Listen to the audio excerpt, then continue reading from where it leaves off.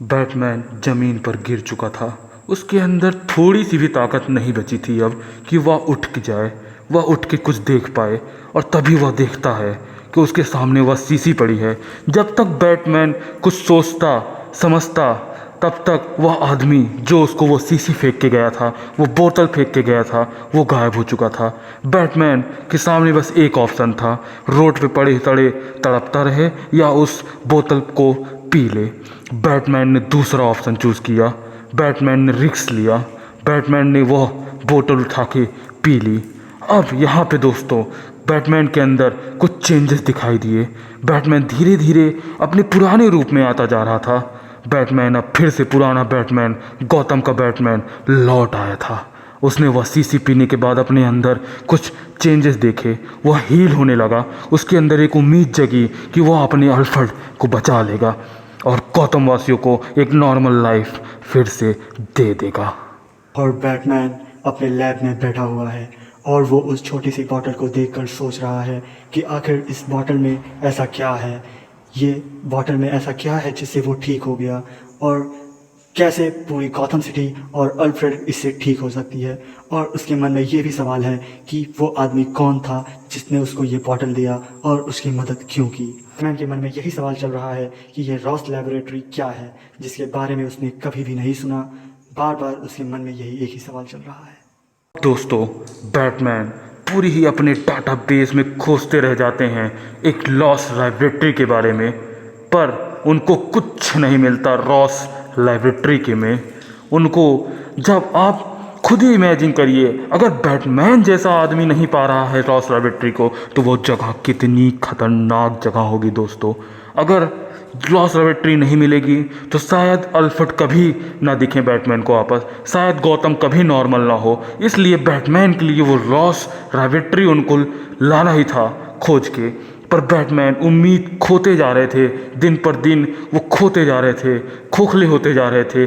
और उनको पता लगता है कि ये बीमारी लोगों को अंदर से एकदम खोखला बना देती है, अंदर से मार देती है। मरे हुए इंसान बन चुके थे उनके गौतम के लोग, और अल्फ्रेड की एक तरफ तो एकदम फट चुकी थी दोस्तों। अल्फ्रेड के पास ज़्यादा दिन वैसे भी नहीं बचे थे, उनकी बस सांसें चल रही थी और बैटमैन को कोई भी क्लू नहीं मिल रहा था। उनके हाथ से समय निकलता जा रहा था। और एक दिन बैटमैन जब वो ब्रूस वेन के गेटअप में थे, वेन इंटरप्राइजेज में बैठे हुए थे, और वहाँ बैठकर वो बार बार रॉस लैबोरेटरी और अल्फ्रेड के बारे में ही सोच रहे थे। उनका ध्यान वहाँ से कहीं और जा ही नहीं रहा था। वो वहाँ बैठकर सोच रहे थे, तभी उनकी ध्यान जाती है कोने में पड़ी हुई कुछ फाइलों पर। वो फाइलें उनके पिता थॉमस वेन की थी, जो वहाँ पर कई सालों से पड़ी हुई थी और जिसे फेंकने के लिए उनके ऑफिस के कर्मचारी उन्हें कई बार कह चुके थे, पर वो उन लोगों की बातों पर ध्यान नहीं दे रहे थे और उसे वहीं पड़ा रहने दिए थे। वो ऐसा इसलिए करते थे क्योंकि वो फाइल्स को देखकर उन्हें अपने पिता थॉमस वेन की याद आ जाती। अगर वो उसे पढ़ने जाते फिर भी उन्हें अपने पिता की विरासत की याद आती, उसे देखते फिर भी अपने पिता की विरासत की याद आती, पर वो उसे फेंकते नहीं थे, वो उसे एक ही जगह पर पड़ा रहने देते थे।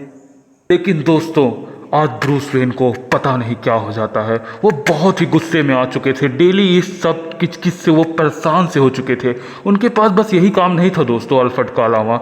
उनको पास अल्फ्रेड भी उनके साथ नहीं थे, उनके गौतम के लोग भी उनके साथ नहीं थे। वो बिल्कुल टूट चुके थे। वो सारी फाइलें आज फेंकना शुरू कर दिए थे, जो कि उनके कर्मचारी, जो कि वो अब भी उनके कर्मचारी भी अब खोखले बन चुके थे, उनके साथ कोई नहीं था।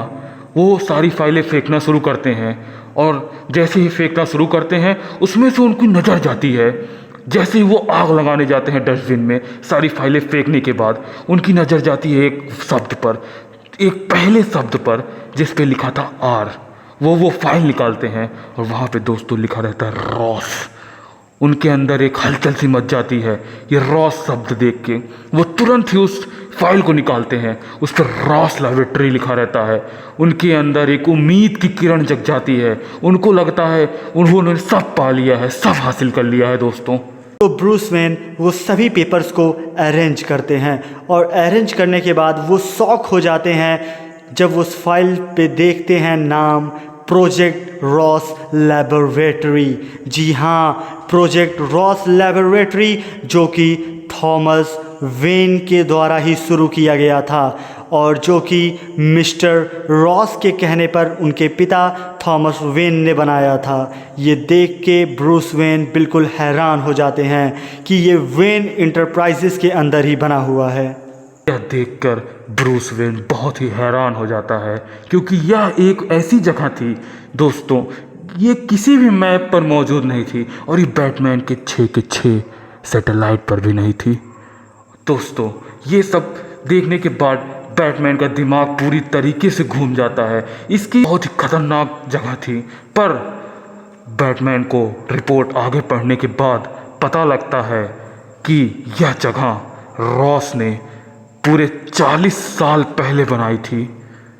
वो रॉस लैबोरेटरी गॉथम शहर से 5337 किलोमीटर दूर एक आइलैंड पर थी। वो आइलैंड पर बहुत ही सारे पेड़ पौधे थे और वो आइलैंड बहुत ही ख़तरनाक था। सिर्फ इसलिए नहीं कि वहाँ पर पेड़ पौधे थे, उस आइलैंड पर एक लैबोरेटरी बनी थी जिसके चारों तरफ पेड़ पौधे थे और उस जंगल के अंदर, उन पेड़ पौधों के अंदर कई सारे automatic fully weapon loaded drone machines घूमा करती थी, जो कि इंसानों को सेंस करने के बाद अपने आप उन पर गोलियां चला देती। उनके अंदर ऐसे सेंसर्स लगाए गए थे जो कि आज के टाइम पर भी बनाना और मिलना नामुमकिन सा है। वो 40 साल पहले थॉमस वेन ने कर दिखाया था। और सिर्फ इतना ही नहीं, इसकी निगरानी के लिए वहाँ पर 40 रोस्टन कमांडोज भी थे, रोस्टन कमांडोज।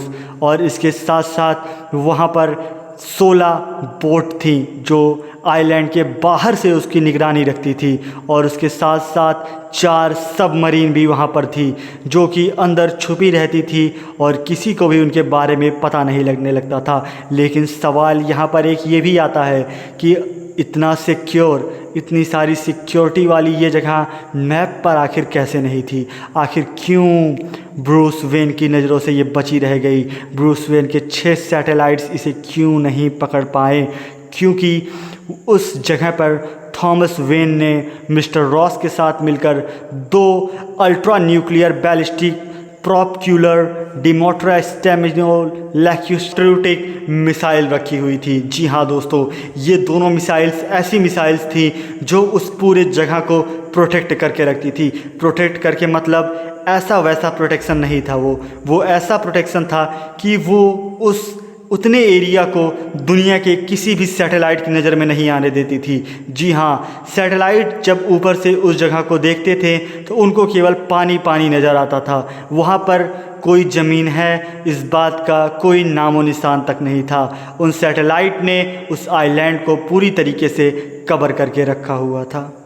इस वजह से यह जगह दुनिया की किसी मैप में नहीं है। यह जगह बहुत ही खतरनाक जगह है और यहाँ पे कोई रिपोर्ट नहीं किया है आज तक। यानी कि आप समझ सकते हैं कि नॉर्मल इंसान यहाँ पे कभी देखा ही नहीं गया था और कभी बना ही नहीं था। और इसके आगे हम आपको बता दें, यहाँ पे सिक्योरिटी के लिए 40 रोस्टन कमांडो रखे गए हैं। अगर हम आपको रोस्टन कमांडो की हिस्ट्री बताएं तो ये हर साल एक रोस्टन कमांडो बढ़ता है। वो मलेशिया से आता है और वो बनता है एलेस्टर लैब में। वो वहाँ से तैयार किए जाते हैं। पूरे साल दोस्तों एक ही आर्मी तैयार की जाती है, एक ही कमांडो तैयार करते हैं वो लोग। और वो अगर वहाँ से निकला और रॉस लैबोरेटरी में आया तो वो पीछे कुछ नहीं है उसका, जो है अब लॉस लैबोरेटरी है। पीछे का सब भूल गया, पीछे उसकी कोई ज़िंदगी नहीं है, जो है रॉस लैबोरेटरी है बस। फाइल को पढ़ने के बाद ब्रूस वेन को ये इन्फॉर्मेशन मिल जाती है कि अब तक वहाँ पर 40 रोस्टन कमांडोज जा चुके हैं। अब ये रोस्टन कमांडोज हर साल वहाँ एक क्यों जाते थे, इसके पीछे क्या रीज़न है, ये ब्रूस वेन को नहीं पता था। ब्रूस वेन को तो अभी ये भी नहीं पता था कि वो रॉस लैबोरेटरी वहाँ पर क्यों बनाई गई थी। कई सारे अनसुलझे रहस्य ब्रूस वेन के सामने थे। ब्रूस वेन को ये पता तो करना था कि ये सब क्या चल रहा है और उनके पिता थॉमस वेन इसमें कैसे इन्वॉल्व हुए, पर वो ये जवाब ब्रूस वेन बनकर तो हासिल नहीं कर सकते थे। इसके लिए वहाँ पर ज़रूरत थी बैटमैन की।